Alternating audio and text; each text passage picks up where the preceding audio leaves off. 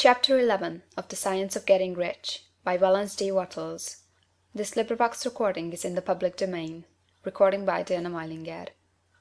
Chapter 11. Acting in a Certain Way. Thought is the creative power, or the impelling force which causes the creative power to act. Thinking in a certain way will bring riches to you, but you must not rely upon thought alone, paying no attention to personal action. That is the rock upon which many otherwise scientific metaphysical thinkers meet shipwreck, the failure to connect thought with personal action.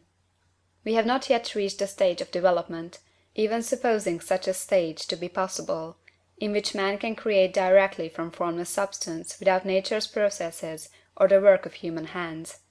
Man must not only think, but his personal action must supplement his thought. By thought, you can cause the gold in the hearts of the mountains to be impelled toward you, but it will not mine itself, refine itself, coin itself into double eagles, and come rolling along the roads seeking its way into your pocket. Under the impelling power of the Supreme Spirit, man's affairs will be so ordered that some one will be led to mine the gold for you. Other men's business transactions will be so directed that the gold will be brought toward you, and you must so arrange your own business affairs that you may be able to receive it when it comes to you. Your thought makes all things, animate and inanimate, work to bring you what you want, but your personal activity must be such that you can rightly receive what you want when it reaches you. You are not to take it as charity, nor to steal it. You must give every man more in use value than he gives you in cash value. The scientific use of thought consists in forming a clear and distinct mental image of what you want, in holding fast to the purpose to get what you want, and in realizing with grateful faith that you do get what you want. Do not try to project your thought in any mysterious or occult way, with the idea of having it go out and do things for you. That is wasted effort, and will weaken your power to think with sanity. The action of thought in getting rich is fully explained in the preceding chapters. Your faith and purpose positively impress your vision upon formless substance, which has the same desire for more life that you have; and this vision, received from you, sets all the creative forces at work in and through their regular channels of action, but directed toward you. It is not your part to guide or supervise the creative process. All you have to do with that is to retain your vision, stick to your purpose, and maintain your faith and gratitude. But you must act in a certain way, so that you can appropriate what is yours when it comes to you, so that you can meet the things you have in your picture, and put them in their proper places as they arrive. You can really see the truth of this. When things reach you, they will be in the hands of other men, who will ask an equivalent for them. And you can only get what is yours by giving the other man what is his. Your pocketbook is not going to be transformed into a Fortunatus purse, which shall be always full of money without effort on your part. This is a crucial point in the science of getting rich. Right here, when thought and personal action must be combined, there are very many people who, consciously or unconsciously, set the creative forces in action by the strength and persistence of their desires, but who remain poor because they do not provide for the reception of the thing they want when it comes. By thought, the thing you want is brought to you; by action you receive it. Whatever your action is to be, it is evident that you must act now. You cannot act in the past, and it is essential to the clearness of your mental vision that you dismiss the past from your mind. You cannot act in the future, for the future is not here yet. And you cannot tell how you will want to act in any future contingency until that contingency has arrived. Because you are not in the right business or the right environment now, do not think that you must postpone action until you get into the right business or environment. And do not spend time in the present taking thought as to the best course in possible future emergencies. Have faith in your ability to meet any emergency when it arrives. If you act in the present with your mind on the future, your present action will be with a divided mind and will not be effective. Put your whole mind into present action. Do not give your creative impulse to original substance, and then sit down and wait for results.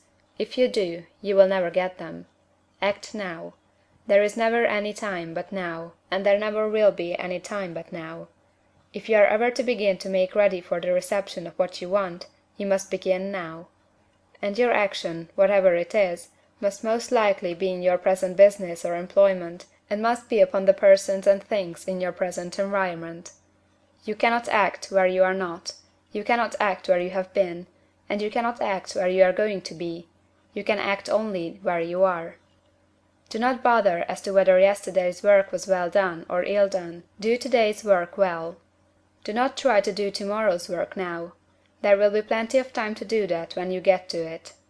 Do not try, by occult or mystical means, to act on people or things that are out of your reach. Do not wait for a change of environment before you act. Get a change of environment by action. You can so act upon the environment in which you are now, as to cause yourself to be transferred to a better environment. Hold with faith and purpose the vision of yourself in the better environment, but act upon your present environment with all your heart, and with all your strength, and with all your mind. Do not spend any time in day dreaming or castle building.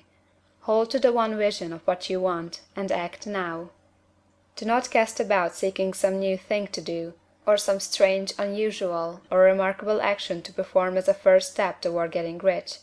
It is probable that your actions, at least for some time to come, will be those you have been performing for some time past. But you are to begin now to perform these actions in a certain way, which will surely make you rich. If you are engaged in some business, and feel that it is not the right one for you, do not wait until you get into the right business before you begin to act. Do not feel discouraged, or sit down and lament because you are misplaced. No man was ever so misplaced but that he could not find the right place, and no man ever became so involved in the wrong business but that he could get into the right business. Hold the vision of yourself in the right business, with the purpose to get into it, and the faith that you will get into it, and are getting into it. But act in your present business. Use your present business as the means of getting a better one, and use your present environment as the means of getting into a better one. Your vision of the right business, if held with faith and purpose, will cause the Supreme to move the right business toward you, and your action, if performed in the certain way, will cause you to move toward the business. If you are an employee, or wage earner, and feel that you must change places in order to get what you want, do not project your thought into space and rely upon it to get you another job. It will probably fail to do so. Hold the vision of yourself in the job you want, while you act with faith and purpose on the job you have, and you will certainly get the job you want. Your vision and faith will set the creative force in motion to bring it toward you, and your action will cause the forces in your own environment to move you toward the place you want. In closing this chapter, we will add another statement to our syllabus. There is a thinking stuff from which all things are made, and which, in its original state, permeates, penetrates, and fills the interspaces of the universe. A thought, in this substance, produces the thing that is imaged by the thought.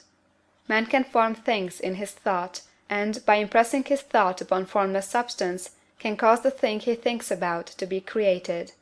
In order to do this, man must pass from the competitive to the creative mind. He must form a clear mental picture of the thing he wants, and hold this picture in his thoughts, with the fixed purpose to get what he wants, and the unwavering faith that he does get what he wants, closing his mind to all that may tend to shake his purpose, dim his vision, or quench his faith. That he may receive what he wants when it comes, man must act now upon the people and things in his present environment. End of chapter 11.